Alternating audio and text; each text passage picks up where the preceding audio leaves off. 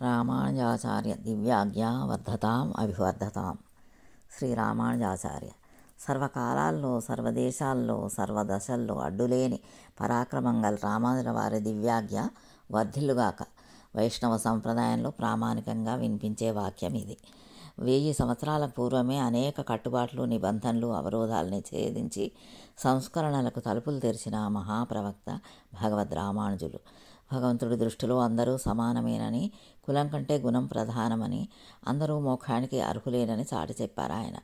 విశిష్టాద్వైత ప్రవక్త రామానుజాచార్యులు 1017లో పంచమి నాడు తమిళనాడులోని శ్రీపెరుంబుదూరు వద్ద జన్మించారు. తల్లిదండ్రులు కాంతిమతి, కేశవాచార్యులు.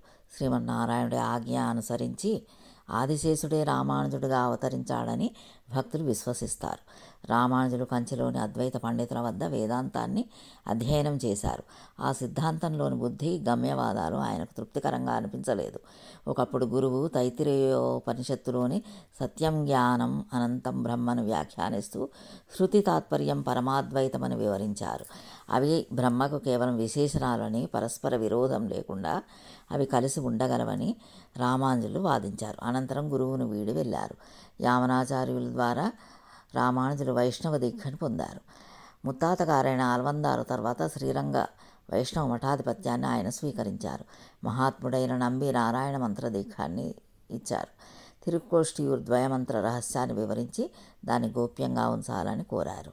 మోక్షం ఏ కొద్ది మందికో పరిమితం కాకూడదని తలచిన రామానుజులు ఆలయ గోపురం అధిరోహించి అక్కడ గుమిగూడిన జనులందరికీ స్త్రీ పురుష విచక్షణ లేకుండా మంత్రాన్ని బోధించారు. ఆధ్యాత్మికంగా అభ్యుదయం సాధించిన వ్యక్తుల్లో ఎటువంటి భేదభావాలకు తావు ఉండదని రామానుజులు విశ్వసించారు. అంటరానితనం నిర్మూలనకు ఎంతో కృషి చేశారు. పరమాత్మ ఒక్కడే, ఆయన విశిష్ట గుణ సంపన్నుడు. ఆ విశేషణాలు, తత్వాలకు గల లక్షణాల్ని, వాటి మధ్య పరస్పర సంబంధాన్ని అవగాహన చేసుకునేందుకే తోడ్పడేది జ్ఞానం అని విశిష్ట అద్వైతం చెబుతోంది. మామిడికి సంబంధించి రంగు, రుచి, వాసన, కండ, పీచు, రసం అన్నీ కలిసి ఓ పండుగ రూపొందుతుంది. ఆ మామిడి పండు ఒకే సంపూర్ణ స్వరూపం. అందులో విభిన్న లక్షణాలు ఉన్నప్పటికీ పండుకు సంబంధం లేకుండా అవి స్వతంత్రంగా ఉండలేవు. అలాగే ఈశ్వరుడు భౌతికమైన దేహం, అభౌతికమైన ఆత్మల సమాంతర స్వరూపుడు. ఆయన శరీర స్వరూపాల ప్రకృతిమయం. సత్వ, రజస్తమో అనే త్రిగుణాలకు ఆధార భూమి ప్రకృతి అని విశిష్ట అద్వైతం వివరిస్తుంది.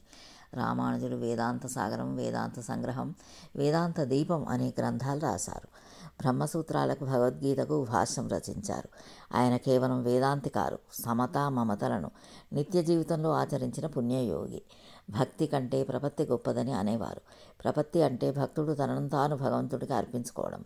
నేను, నాది అనేవి నశించి దైవానికి దాసుడినని భావించడమే ప్రవృత్తి. ఇటువంటి బోధనలతో రామానుజులు ఆల్వార్ల భక్తి తాత్విక సంప్రదాయానికి వారసులుగా వెలుగొందారు. రామానుజులు 120 సంవత్సరాలు జీవించారు. ప్రాపంచిక జ్ఞానంతో ఆయన తృప్తి చెందలేదు. భగవంతుడి కళ్యాణ గుణాల్ని, ఆయన సృష్టి విచిత్రాల్ని అర్థం చేసుకోవాలని అనుయాయులకు ఉపదేశించారు. ఇతరుల దోషాలు వెతకకుండా, దోషాలు లేకుండా లోకంలో ఎవరూ ఉండరు. వాటికంటే ఇతరుల్ని సేవించడం, వారికి సహాయపడటమే కర్తవ్యాలుగా భావించాలని బోధించిన ఆయన చరితార్థులు. రేపు జయంతి సందర్భం.